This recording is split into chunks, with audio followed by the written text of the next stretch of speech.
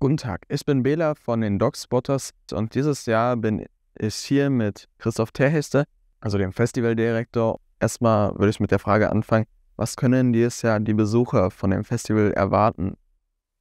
Das ist eine sehr allgemeine Frage, aber auch eine schöne natürlich, weil das jeder und jede, die sich entscheiden muss, zum Festival zu kommen oder nicht, für sich selbst beantworten muss. Ich glaube, das Wichtigste oder das Alleinstellungsmerkmal eines Festivals gegenüber dem normalen Kinobesuch ist die Tatsache, dass wir einfach sehr viele Filmschaffende haben, die mit zum Festival kommen, die ihre neuen Filme vorstellen, die zum Teil fiebern vor der Weltpremiere und die umgekehrt gespannt sind, darauf ein Publikum zu treffen. Und mit Künstlern, Künstlerinnen in dieser fragilen Situation zusammenzutreffen und diesen Moment zu teilen einer Weltpremiere oder einer internationalen Premiere ist was ganz Besonderes. Und die Begegnung in den Filmgesprächen nach den Filmen, aber auch anderswo in der Stadt, das ist ja alles fußläufig und man kann sich auch anderswo begegnen, die machen das eigentliche Festival aus.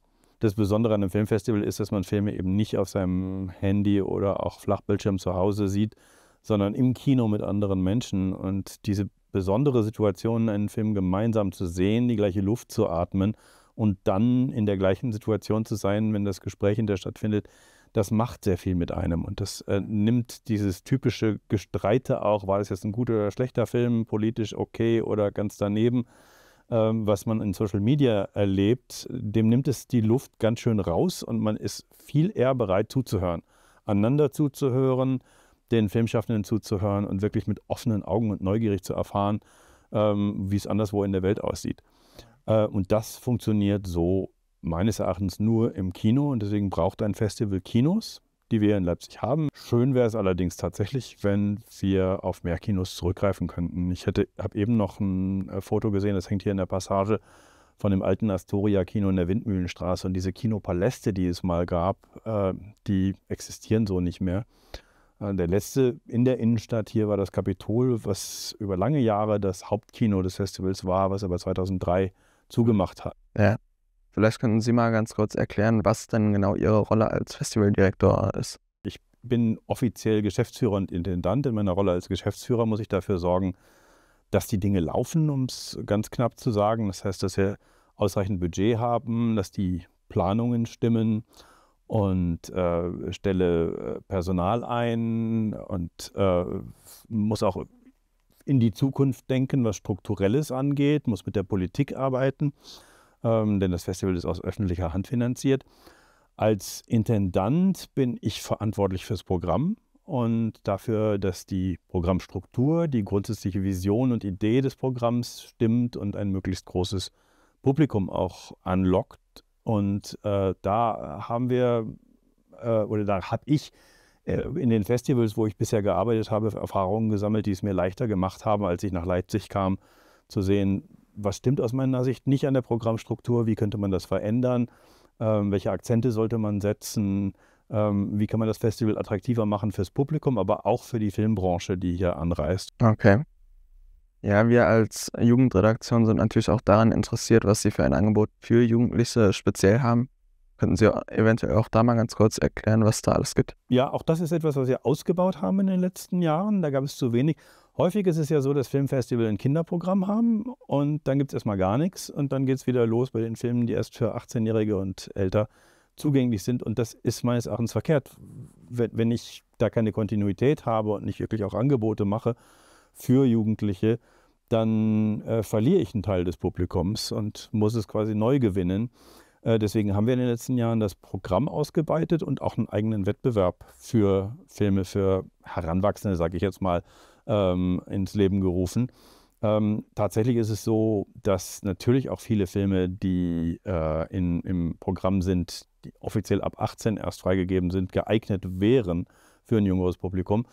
Und teilweise lösen wir das dadurch, dass wir Schulvorstellungen machen, die natürlich dann mit den Lehrerinnen und Lehrern organisiert werden müssen und Seminare auch für Lehrkräfte anbieten, um Film stärker auch als Medium in der Schule zu verankern. Und zwar nicht dann irgendwo auf einem Monitor gesehen, sondern mit einer Kinovorstellung, wo man im Kino dann auch diskutieren kann.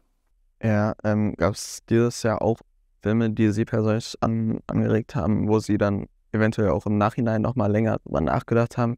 Ja, ich glaube, das ist ein Kriterium für einen guten Film. Und das kann man vorher schlecht sagen. Das findet man erst raus, wenn es soweit ist, dass man immer wieder an den Film denkt. Ich komme jetzt gerade von einer Veranstaltung im Passage-Kino, wo wir mit unserem japanischen Juror Kazuhiro Soda seinen letzten Film Die Katzen vom Gokoku-Schrein nochmal gesehen haben. Den habe ich vor 1,5 Jahren auf der Berlinale gesehen. Hatte dann das große Privileg, im letzten Jahr Urlaub in Japan zu machen, ihn zu besuchen und den Ort zu sehen und jetzt aus dieser Perspektive den Film nochmal zu schauen. Das ist natürlich eine unglaublich intensive Sache, aber das hätte ich nicht gemacht, wenn mich dieser Film nicht beim ersten Sehen schon nachhaltig beeindruckt hätte und ich gern noch mehr erfahren hätte. Und das Spannende an dem Film ist, er gibt quasi vor, ein Film zu sein über einen Ort, an dem sehr viele Katzen leben und die Katzen werden die Hauptfiguren des Films.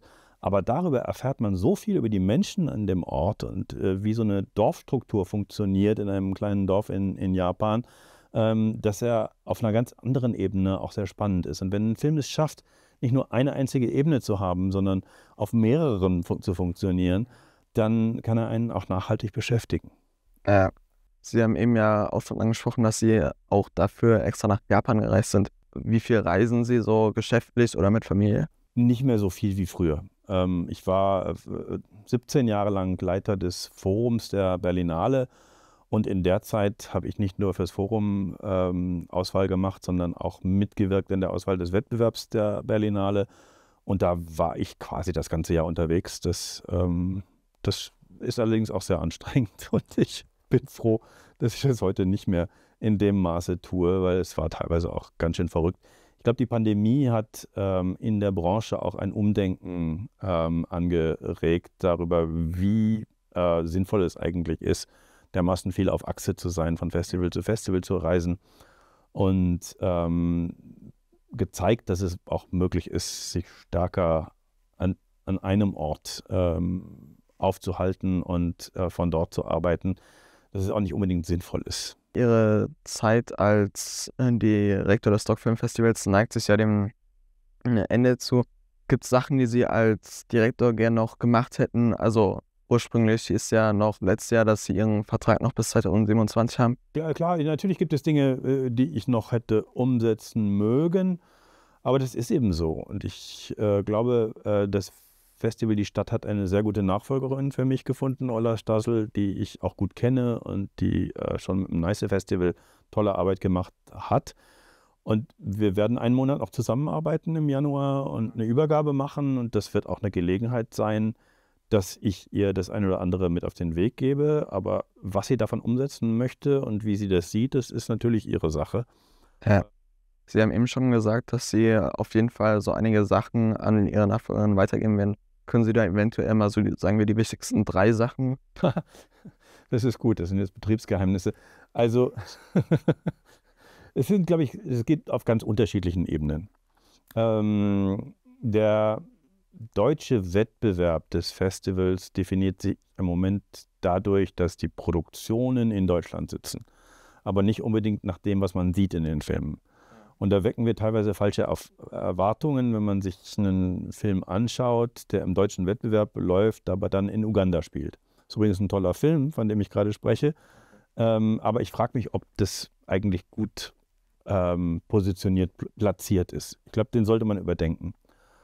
Und eine andere Sache, ich glaube, wir müssen unsere IT-Strukturen neu aufstellen. Da haben wir schon sehr viel gemacht. Aber ich glaube, da muss sich noch viel tun. Es gibt so viel, was eingefahren ist und was man so macht, wie man es immer schon gemacht hat. Es ist wichtig, das immer wieder auch in Frage zu stellen. Ja. Ich hätte jetzt noch eine abschließende Frage. Was aus Ihrer Sicht die positivste Entwicklung, die unter Ihrer Leitung passiert ist? Also das kann man, glaube ich, quantifizieren. Das ist die Tatsache, dass wir im letzten Jahr mehr Zuschauer hatten, Zuschauerinnen und Zuschauer hatten, als in der ganzen Festivalgeschichte vorher. Also es gab 55.000 Besuche und das ist ein Rekord und dass es uns gelungen ist und das ist jetzt nicht meine Leistung, sondern die des gesamten Teams. Das ist eine große Freude und es zeigt, dass dieses Festival einfach eine Wichtigkeit hat, eine Bedeutung hat und zwar nicht nur für uns, die wir es machen und davon überzeugt sind, sondern eben auch für ein Publikum, was dankbar zu sein scheint, dass wir dieses Angebot machen. Vielen Dank für dieses Interview und ich wünsche Ihnen noch eine sehr erfolgreiche Woche. Das Gleiche kann ich zurückgeben an das ganze DocSpotters-Team. Ich bin gespannt auf das, was Sie so produzieren werden.